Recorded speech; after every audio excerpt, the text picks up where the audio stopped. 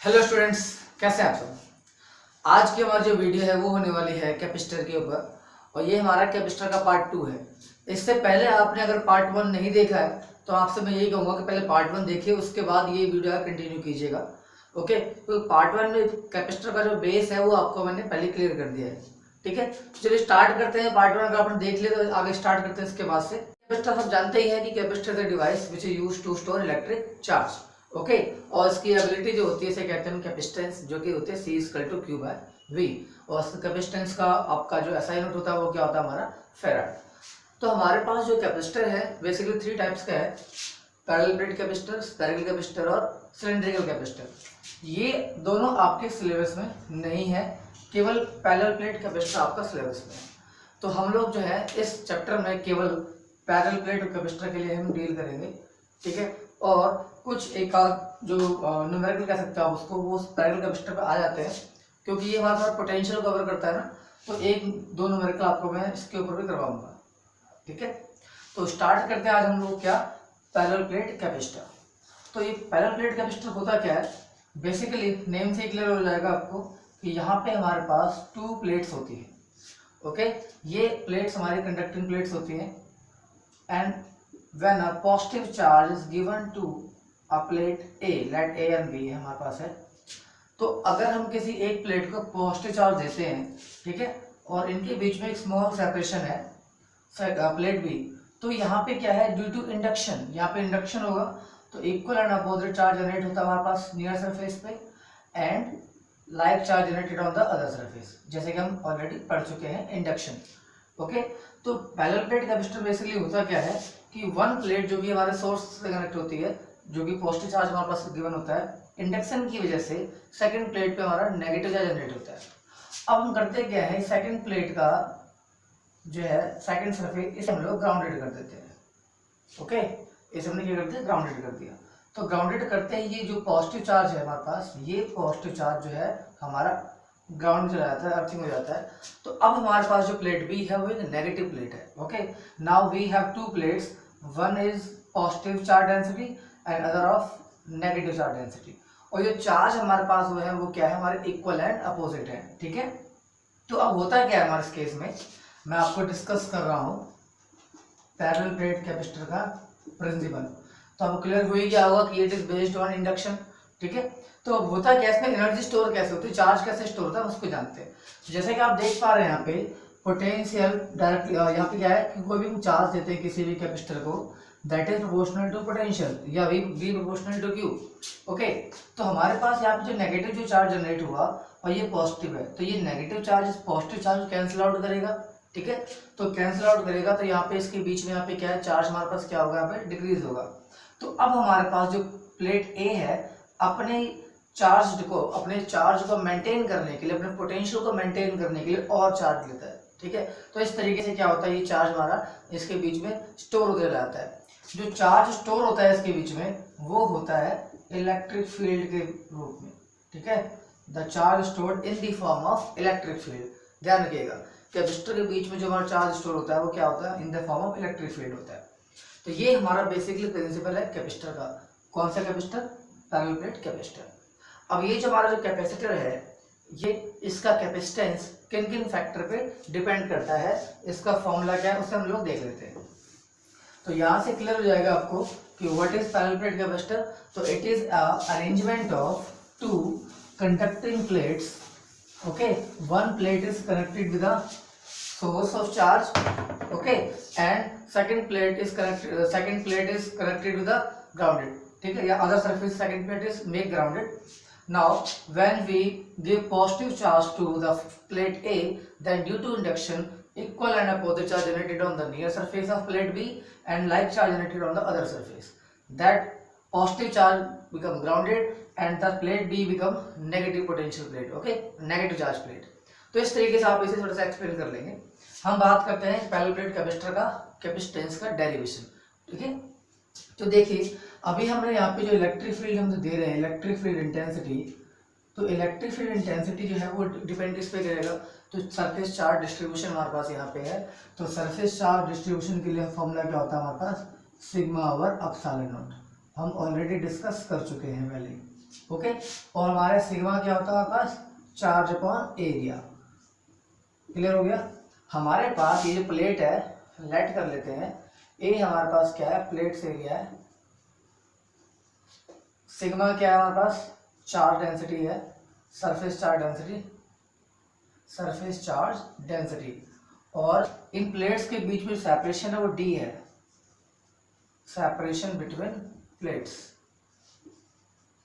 Okay, तो ये हमारे पास क्या है, इसमें कंसिडरेशन लिख लेंगे आप। Late us consider to plates A and be having charge density sigma plus sigma minus sigma, okay, having area A and the separation between plate is small D. इसके बाद देखते हैं हम लोग यहाँ पे, ऑलरेडी हम पढ़ चुके हैं पोटेंशियल की जब बात करते हैं, ठीक है। पोटेंशियल क्या होता है हमारे पास, तो पोटेंशियल V इक्वल टू क्या होता है हमारे पास, E इंटू डिस्टेंस, ठीक है। इलेक्ट्रिक फील्ड इंटू डिस्टेंस का पोटेंशियल होता है, पार्ट वन आपको बताया था मैंने।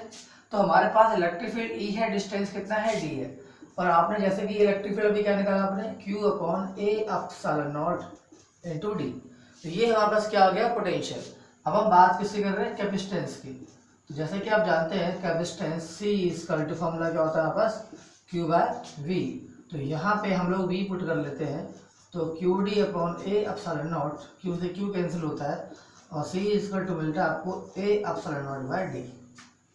तो ये फॉर्मूला हमारा निकल के आता है किसके लिए, कैपेसिटेंस के लिए of a parallel plate capacitor. तो इस फॉर्मूले से आपको क्लियर हो जाएगा कि कैपेसिटेंस जो होता है वो चार्ज और पोटेंशियल पे डिपेंड नहीं करता है, ठीक है। कैपेसिटेंस एक कांस्टेंट चीज है, ठीक है, कांस्टेंट क्वांटिटी है हमारे पास, जो कि हमारे पास क्या होता है, जब हम Q प्रोपोर्शनल टू V करते हैं तो कांस्टेंट आके हमारा C आता है, ठीक है। ये डिपेंड किस पे करता है, तो capacitance of a parallel plate capacitor depends upon, ये किस पे डिपेंड करता है, depends on edge of plate पे, ठीक है। यानी कि हमारे पास जो कैपेसिटर यूज कर रहे हैं उसका एरिया प्लेट्स कितना है, इसका साइज कितना है, हमारे पास ये एप्सिलॉन नॉट। एप्सिलॉन नॉट मतलब क्या है इसका, भी देखो मीडियम, हमने यहाँ पे कोई मीडियम की बात नहीं करी यहाँ पे, तो यहाँ पे इसका बाद कह सकते हम लोग क्या, medium, medium between plates, okay, plates के बीच का मीडियम। और तीसरी बात क्या है हमारे पास, इनवर्सली टू डी, डी यानी कि सेपरेशन, यानी किस पे डिपेंड करता है हमारे पास, सेपरेशन बिटवीन प्लेट्स। तो यहाँ पे कई बार क्वेश्चन इस तरीके से पूछ लिया जाता है कि on which factor capacitance of a capacitor depend, या how can we increase the capacitance, then how can we increase, by increasing area of plate, ठीक है, by decreasing separation between plates and by increasing, यहाँ पे क्या हमारा medium. अब देखो medium की हम बात कर रहे हैं, तो देखते हैं मीडियम में क्या है, कि अब हमारे पास दो मीडियम लोगों ने पढ़े, एक पढ़ा हम लोगों ने कंडक्टिंग और एक हमने पढ़ा डाइलेक्ट्रिक, ओके। तो पहले हम बात करते हैं किसके लिए, कंडक्टिंग के लिए। तो ये आपका कैपेसिटेंस का डेरिवेशन है पैरेलल प्लेट कैपेसिटर का, बहुत इंपॉर्टेंट है, आप ध्यान से इसे नोट कर लेंगे। इसके बाद हम डिस्कस करते हैं किसी पैरेलल प्लेट कैपेसिटर का कैपेसिटेंस जब उसके मीडियम में हमने क्या कर दिया, कुछ चेंज कर दिया, ओके। तो सेकंड टॉपिक है हमारा आज यहाँ पे, capacitance of parallel plate capacitor,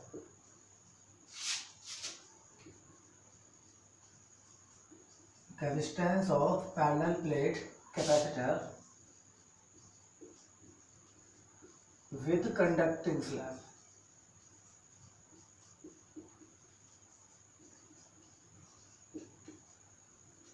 ठीक है, तो कंडक्टिंग स्लैब की हम लोग बात करेंगे यहाँ पे। तो सिंपल सा डेरिवेशन है, कोई यहाँ पे कुछ आपका इस तरीके से कुछ भी नई चीज नहीं है। अगर आपने पहला पॉइंट समझ लिया तो सेकंड पॉइंट आपको इजीली से क्लियर हो जाएगा। समझते हैं, let us consider we have a parallel plate capacitor like this, plates A and plate B having negative charge and the other surface is grounded। ये हमारे पास क्या हो गया, कैपेसिटर। बेसिकली कैपेसिटर का जो सिंबल होता है ना, सिंबल ऑफ कैपेसिटर, वो होता क्या है, इस तरीके से होता है हमारे पास, ये होता है सिंबल ऑफ कैपेसिटर, ठीक है। और कई बार ना कुछ ऐसा भी होता है इस तरीके से, इसका मतलब होता है वेरिएबल कैपेसिटर, ठीक है। इसका मतलब क्या होता है हमारे पास, वेरिएबल कैपेसिटर, और ये हमारे पास क्या है, कैपेसिटर। तो ये बेसिकली हमारे सिंबल्स है जो ध्यान रखना आप लोग आगे से।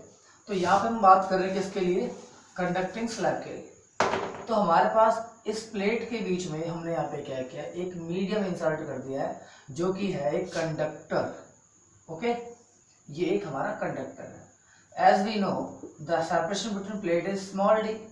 okay, let the slab, ये जो स्लैब हमने डाला है इसमें, ठीक है, ये स्लैब का जो थिकनेस है वो t है, इसका जो थिकनेस है वो क्या हमारे पास t है।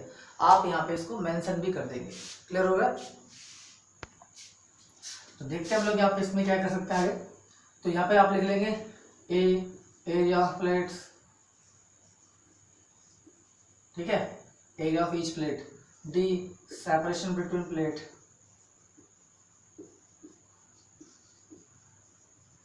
T thickness of conducting slab, thickness of conducting slab. Okay, तो ये बाकी और भी चीज देख लेंगे आप लोग अपने आप से। अब इसके बाद हम बात करते हैं क्या इसका कैपेसिटेंस का फॉर्मूला क्या होगा। तो जैसे कि आप जानते हो इलेक्ट्रिक फील्ड जो हमने यहाँ पे अप्लाई किया है, इलेक्ट्रिक फील्ड ये हमारा अप्लाइड इलेक्ट्रिक फील्ड है। और जैसे कंडक्टर की हम बात करते हैं तो कंडक्टर के इनसाइड तो इलेक्ट्रिक फील्ड हमारा नहीं होता, डायइलेक्ट्रिक में होता है थोड़ा बहुत, जो कि अपोजिट डायरेक्शन में होता है। तो यहाँ पे हमारे पास जो इलेक्ट्रिक फील्ड होता है कंडक्टर के लिए वो क्या होता है, इनसाइड में 0 होता है। ओके, तो अब जो इलेक्ट्रिक फील्ड आपने जो अप्लाई किया वो कहाँ होगा, यहाँ जहाँ जहाँ आपका कंडक्टर नहीं है उस जगह पे आपका ये इलेक्ट्रिक फील्ड होगा। बट जिस एरिया में आपका कंडक्टर है उस एरिया में इलेक्ट्रिक फील्ड आपका नहीं होगा। तो हम पहले बात करते हैं किसके लिए, इलेक्ट्रिक फील्ड की बात कर लेते हैं। तो इलेक्ट्रिक फील्ड हमारे पास क्या होगा, E equal to sigma by epsilon nought, surface charge के लिए पढ़ा है लोगों ने, और सिग्मा क्या होता है हमारे पास चार्ज अपॉन एरिया, तो Q upon A epsilon nought. तो ये तो हो गया हमारा इलेक्ट्रिक फील्ड क्या है, ठीक है। अब हम बात करते हैं पोटेंशियल की। तो यहाँ पे जो पोटेंशियल डिफरेंस होगा प्लेट्स के बीच में वो हमारे पास क्या होगा, लेट वो V होगा। तो पोटेंशियल क्या होता है हमारे पास, इलेक्ट्रिक फील्ड इनटू डिस्टेंस। तो इलेक्ट्रिक फील्ड क्या हमारे लिए E नॉट है, और कोई एक सेकंड इलेक्ट्रिक फील्ड क्या अगर हो सकता था अगर यहाँ पे डायइलेक्ट्रिक होता तो, बट यहाँ पे सेकंड इलेक्ट्रिक फील्ड होगा ही नहीं। अब ये E नॉट इलेक्ट्रिक फील्ड कितने डिस्टेंस में है, तो देखो ये T थिकनेस है इसके बीच में इलेक्ट्रिक फील्ड हमारा क्या हो गया, वैनिश हो गया। तो बचा कितना डिस्टेंस, तो डिस्टेंस हमारे लिए बचा D माइनस टी। ओके, तो D में से आपको TA माइनस करना पड़ेगा।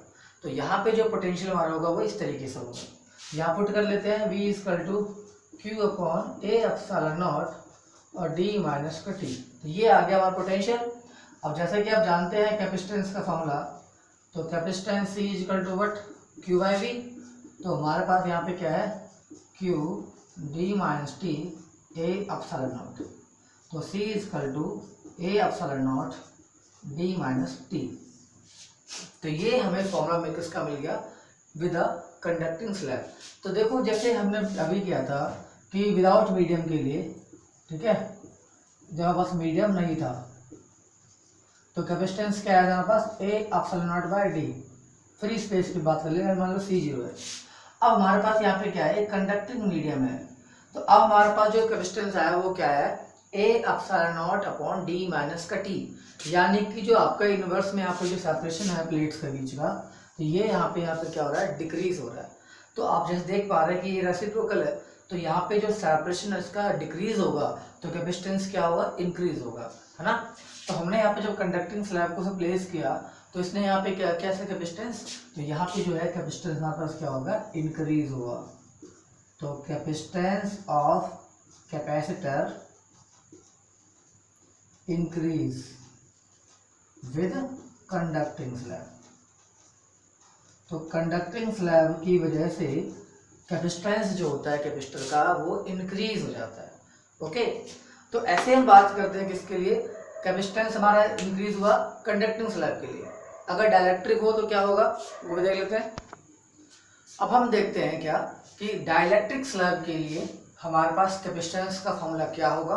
अब कैपेसिटेंस हमारा इंक्रीज होगा या फिर डिक्रीज होगा। तो देखिए अभी हमने यहाँ पे कंडक्टिंग स्लैब लिया था, अब यहाँ पे हम ले रहे हैं डायइलेक्ट्रिक स्लैब। तो डायइलेक्ट्रिक स्लैब की थिकनेस T है, और जैसे कि हम जानते हैं जब हम किसी डायइलेक्ट्रिक स्लैब को, किसी डायइलेक्ट्रिक को हम लोग अगर प्लेस करते हैं इलेक्ट्रिक फील्ड में, तो उसके अंदर जो डायपोल होते हैं वो क्या होता है, हमारे अलाइन में आते हैं एक डायरेक्शन में, ठीक है, और उनका जो इलेक्ट्रिक फील्ड होता है वो क्या होता है, अपोजिट डायरेक्शन में होता है, जिसे हम कहते हैं पोलराइज इलेक्ट्रिक फील्ड। तो इसके अंदर जो हमारा इलेक्ट्रिक फील्ड जनरेट हुआ क्या हुआ, EP, और जो कहाँ जनरेट होगा, अपोजिट डायरेक्शन में, और ये हमारे वैल्यू कुछ ना कुछ होती है, ठीक है। तो ये अप्लाइड हमारा E नॉट है, ये अपोजिट में हो गया। तो इनकी वजह से यहाँ पे जो इफेक्ट होगा इलेक्ट्रिक फील्ड का वो क्या होगा, माइनस हो जाएगा, यानी इफेक्ट होगा, कितना होगा हमारे पास, वो स्मॉल होगा, वो क्या होगा, ई होगा, जो कि होगा हमारा E naught minus E P. Okay, ये जो टी थिकनेस स्लैब की है इसमें एक स्मॉल इलेक्ट्रिक फील्ड होगा, ठीक है, वो क्या होगा हमारे पास ई। तो देखिए simple electric field intensity formula क्या है, सिग्मा एप्सिलॉन नॉट, ठीक है। इसके बाद हम बात करते हैं मेन हमारा जो है वो है पोटेंशियल डिफरेंस। तो पोटेंशियल डिफरेंस हमारे पास क्या है, V equal to electric field into distance. तो अप्लाइड इलेक्ट्रिक फील्ड हमारा क्या है, ई नॉट, ये हमारा मीडियम है। तो हमारा अप्लाइड इलेक्ट्रिक फील्ड क्या है, ई नॉट, वो कितने डिस्टेंस में है हमारा, d माइनस टी डिस्टेंस में हमारा ई नॉट इलेक्ट्रिक फील्ड है। ओके, बट यहाँ पे एक और इलेक्ट्रिक फील्ड आ गया जो कि मीडियम का भी है, और उसे हम क्या कहते हैं, ई। ओके, और वो कितने फील्ड में है, वो टी एरिया में यानी टी थिकनेस तक में, ठीक है। तो electric field into distance potential होता है। तो हमारे पास यहाँ पे जो पोटेंशियल होगा दो हमारे पास होगा, दो इलेक्ट्रिक फील्ड की वजह से होगा। एक इलेक्ट्रिक फील्ड आपका जो है अप्लाइड है और एक जो इसके अंदर जनरेट हो रहा है, तो इसलिए यहाँ पे हमने दो बार प्लस किया। तो जैसे कि आप जानते हैं यहाँ पे V equal to E nought D minus T, और ये हमारा जो E है, ये E हमारे पास क्या हो सकता है, ई नॉट बाय के लिख सकते हैं इसको। आपने पढ़ा है कि dielectric constant K equal to क्या होता है हमारे पास, E naught by E. Dielectric constant क्या होता है हमारे पास, K equal to E naught by E. तो यहाँ से ई ऊपर ले जाओ तो E equal to E naught by K आ गया ना। हमने अभी क्यों लिखा, ताकि यहाँ पे हम लोग कॉमन ले सके, और क्योंकि हमें इलेक्ट्रिक फील्ड जो गिवन है उसका बारे में हमें पता है। तो हम यहाँ पे ई नॉट कॉमन ले लिया, तो D minus T upon plus T upon के। तो ई नॉट हमारे पास क्या है, क्यू अपॉन ए epsilon naught, D minus T और टी अपॉन के। ये आ गया पोटेंशियल। पोटेंशियल से हम क्या निकालते हैं, कैपेसिटेंस, ठीक है। और ये क्या होता है हमारा, C equal to Q by V. अब यहाँ पे हम वी पुट कर देते हैं ना, तो सी इक्वल टू क्या मिलेगा हमें, वी क्या है, क्यू अपॉन ए epsilon naught D minus T, ठीक है। तो सी इक्वल टू क्या मिलेगा, ए एप्सिलॉन नॉट ऊपर जाएगा, नीचे आएगा डी माइनस टी और टी अपॉन के। तो इस तरीके से ये हमारा है कैपेसिटेंस ऑफ डाइलेक्ट्रिक स्लैब। तो अब यहाँ से देखेंगे हम लोग क्या, कि अब जो कैपेसिटेंस है, देखो डिनोमिनेटर में ये यहाँ पे माइनस हुआ, ठीक है, और हमारे पास यहाँ पे जो डी है वो जब हमारा जो बिना मीडियम के था, ठीक है, यानी कि वैक्यूम के लिए था, फ्री स्पेस के लिए था, एयर के लिए था, तो वो हमारे पास क्या था कैपेसिटेंस, तो वो हमारा कैपेसिटेंस आया था A epsilon not by D. तो ये जो हमारा था बिना मीडियम के, उसके कंपेरिजन यहाँ पे डिस्टेंस क्या हमारी कम हो रही है। तो यहाँ पे जब डिस्टेंस कम होगी तो कैपेसिटेंस क्या होगा, पे इंक्रीज होगा।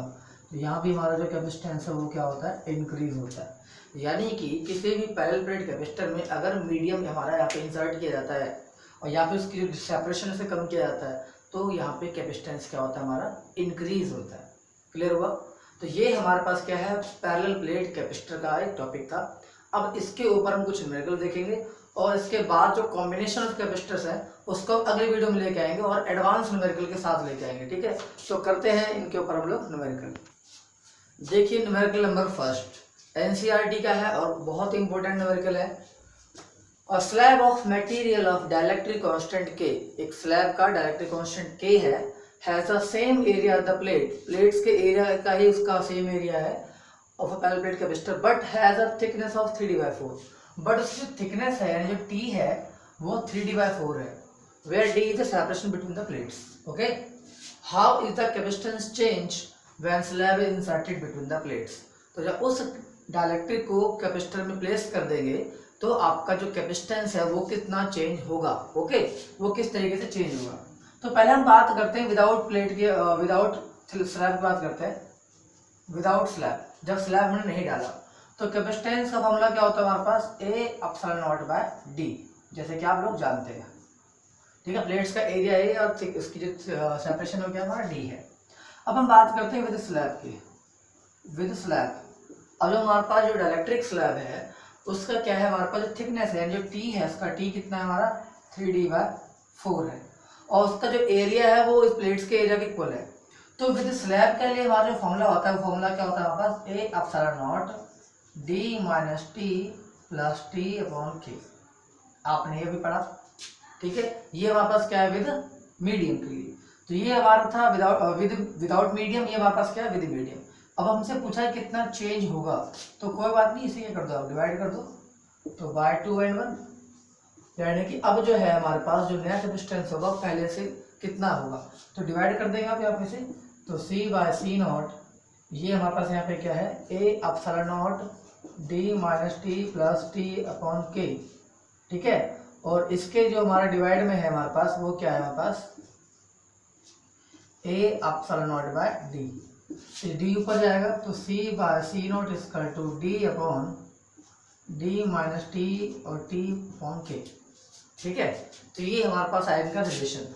अब हमें यहाँ पे जो थिकनेस है वो गिवन है 3d/4, जो थिकनेस है जो t है, इसे t को हम यहाँ पे कर सकते हैं, तो इस t को मैंने लिख दिया कितना 3d/4 प्लस 3d/4, ओके। अब यहाँ पे हम इसे सॉल्व कर लेंगे, तो सॉल्व क्या मिलेगा यहाँ पे हमने, यहाँ से आप d कॉमन ले लो, आप सबसे पहले हमने क्या करा d कॉमन ले लिया, तो 1 माइनस का 3/4 और 3/4 के, डी से डी कैंसिल, आप एलसीएम लोगे यहाँ पे, आप जब यहाँ पे एलसीएम लोगे तो एलसीएम कितना आएगा हमारे पास 4k आएगा, तो यहाँ पे हमारे पास आएगा 4k, ऊपर तक तो 1 है, नीचे हमारे पास क्या है 4k आया, यहाँ पे आएगा हमारे पास 4k, यहाँ पे आएगा हमारे पास 3k, ठीक है, और यहाँ हमारे पास क्या रहेगा 3, तो c बाय सी नॉट, ये 4k ऊपर जाएगा, तो 4k नीचे कितना आएगा हमारे पास k प्लस का 3, ठीक है। तो ये हमारे पास जो अब जो हमारे पास जो कैपेसिटेंस है वो कितना होगा 4k upon k plus 3 C nought, okay. तो इस तरीके से आप निकाल देंगे यहाँ पे रिलेशन, क्लियर हो गया ना, सिंपल क्वेश्चन है, बस आपको अगर फॉर्मूला पता है तो आप डायरेक्टली करेंगे, नहीं तो आप पहले फॉर्मूला ड्राइव करेंगे फिर पुट करेंगे तो टाइम आपको कंज्यूम होगा। अब हम देखते हैं सेकंड न्यूमेरिकल इसके बाद, तो आइए लेते हैं सेकंड क्वेश्चन, बहुत ही छाट के लिए काम के लिए क्वेश्चन बहुत ही इंपॉर्टेंट है, ठीक है। तो अब पैरेलल प्लेट कैपेसिटर हमारे पास जो है a charge is charge to a potential difference of 100 volt, इसे 100 वोल्ट से चार्ज किया गया है, यानी कि जो गिवन है हमारा V इक्वल टू 100 वोल्ट, और electric slab of thickness 3 millimetre, जो स्लैब का थिकनेस T है वो कितना हमारे पास 3 millimetre, is introduced between the plate in order to maintain same potential difference, same potential difference maintain करने के लिए हमने क्या किया है, प्लेट इज इंक्रीज बाय 1.5, यानी पहले जो सेपरेशन था इनके बीच में लाइट वो हमारे पास D था, अब जब स्लैब डालने के बाद जो अब हमारा जो न्यू सेपरेशन हो जाएगा, जो हमारा न्यू सेपरेशन कह सकते हो, यानी कि जो हमारा पहले D1 था वो D था, अब जो D2 है वो क्या होगा हमारा D प्लस 1.5, क्लियर है, ये हमारा मिलीमीटर में है, कोई दिक्कत नहीं, आगे हम कन्वर्ट कर लेंगे जरूरत पड़ी तो फाइंड द डायरेक्ट्रिक कांस्टेंट के, तो डायरेक्ट्रिक कांस्टेंट के निकालना है आपको, डायरेक्ट्रिक कांस्टेंट आपको के चाहिए, यानी दो केस हैं, देखो एक स्लैब के साथ है एक हमारा विदाउट स्लैब है, दोनों ले लेते हैं हम लोग, पहले बात करते हैं विदाउट स्लैब, तो विदाउट स्लैब की बात करें तो कैपेसिटेंस हम लोग होता है हमारे पास A epsilon not by D, तो पहले केस है तो चलो C1 ले लेते, C1 और D1 डिस्टेंस हो गया, ओके। तो हमारे पास यहाँ पे जो चार्ज स्टोर होगा, चार्ज Q1 वो क्या होगा C इंटू V1, ठीक है। वैसे यहाँ पे जो पोटेंशियल डिफरेंस है मेंटेन हो रखा है, यानी कि V1 जो पहला केस है, जो बाद का केस दोनों हमारा 100 ही चलने वाला है, बट कोई नहीं, आपके लिए मैं लिखता हूँ ताकि समझ में आ जाए। अब हम बात करते हैं विद स्लैब, जो स्लैब के लिए बात करेंगे तो स्लैब के लिए फॉर्मूला क्या होता है हमारे पास A epsilon nought D minus T plus T upon K, ठीक है, आपने पढ़ा फॉर्मूला। तो अब यहाँ पे जो कैपेसिटेंस लेंगे C2 लेंगे, डिस्टेंस लेंगे हम यहाँ पे D2 लेंगे, और थिकनेस तो आपको जो है वो है ही, ओके। तो यहाँ पे हमारे पास जो चार्ज होगा, नया चार्ज Q2 इक्वल टू क्या C2V2, ठीक है। बट यहाँ पे दिक्कत छोटी सी क्या है कि यहाँ पे चार्ज को चेंज करने का तो काम ही नहीं हुआ है, हमने यहाँ पोटेंशियल इंक्रीज तो नहीं किया ना, अगर पोटेंशियल इंक्रीज होगा तो चार्ज भी क्या होगा इंक्रीज होगा, ठीक है। बट यहाँ पे क्या पोटेंशियल मेंटेन क्या है सेम रखा है, तो चार्ज भी यहाँ पे क्या रहेगा वापस सेम, यानी कि जो हमारे पास जो चार्ज जो Q1 है वो किसके इक्वल होगा हमारे पास Q2 के, law of conservation of charge, ठीक है। तो हमने कोई चार्ज ऐड तो किया नहीं जो मैं बढ़ा दे इसको, तो Q1 हमारे पास क्या हो जाएगा C1V1 और Q2 क्या हो जाएगा हमारा C2V2, तो C1 क्या हमारे पास A epsilon not by D1, V1 तो आपका 100 है ही, C2 क्या हमारे पास A epsilon not D2 minus T upon K, और V2 भी क्या 100, तो ये तो कैंसिल हो जाएगा सारा, तो आपको मिलेगा D1 equal to d2 minus T plus T upon K. ठीक है, अब जो हमारे पास d1 है वो हमने क्या लिया है, d लिया है। d1 तो हमारे पास d है, d2 क्या हमारे पास d प्लस 1.5। इसका जो सेपरेशन था उसे इंक्रीज किया था हम लोगों ने, d प्लस 1.5 माइनस का t, t and slab thickness 3 हो गया, 3 प्लस 3 अपॉन के। आपको ये डायरेक्टली कांस्टेंट के यहाँ पे कैलकुलेट करना है। तो यहाँ से देखिए हमारा कैंसिल हो जाएगा, तो ये कितना आएगा हमारे पास, इसको उधर ले आते हैं, तो 3 में से 1.5 है माइनस 1.5, ओके, उधर प्लस 1.5 हो गया, 1.5 3 बाय के। तो के इसका टू कितना आया, 3 अपॉन 1.5, तो के इसका टू कितना आ गया पास 2। ठीक है, तो ये हमारा डायरेक्टली कांस्टेंट के आ गया। आप लोग जो है अगर ध्यान नहीं दो क्वेश्चन में तो गलती कहाँ करोगे आप, गलती पहले तो यहाँ करोगे इसकी थिकनेस में, यहाँ स्लैब का जो सेपरेशन है यहाँ पे दिक्कत करोगे आप। और ये आपको चीज ध्यान रखना है, जब पोटेंशियल चेंज नहीं हुआ तो हमारे यहाँ पे चार्ज भी क्या है वो चेंज नहीं होगा। ठीक है, अब देखते हैं एक और इम्पोर्टेंट क्वेश्चन। अब ये हमारे पास जो क्वेश्चन है ये आपके एग्जाम में ऑलरेडी आया हुआ है एक बार। ठीक है, देखते हैं क्वेश्चन क्या है हमारे पास। A capacitor of unknown capacitance is connected across a battery of V volt. उसका जो पोटेंशियल है वो V वोल्ट है, यानी अननोन है अभी। The charge stored in it is 360 microcoulomb, और उस पर चार्ज है हमारे पास Q वो है 360 microcoulomb. When potential difference across the capacitor is reduced by 120 volt, तो पहले पोटेंशियल V था, अब पोटेंशियल को क्या कर दिया है, रिड्यूस किया है, यानी कि लेस किया है, तो चार्ज भी लेस होना चाहिए ना। The charge stored in it become 120, तो अब ये चार्ज हमारा Q1 था, अब जो चार्ज हमारा Q2 है वो हमारा है 120 माइक्रोकूलम, और जो पहले हमारा पोटेंशियल था वो V था, बट अब जो पोटेंशियल वो कितना हमारा V माइनस का 120।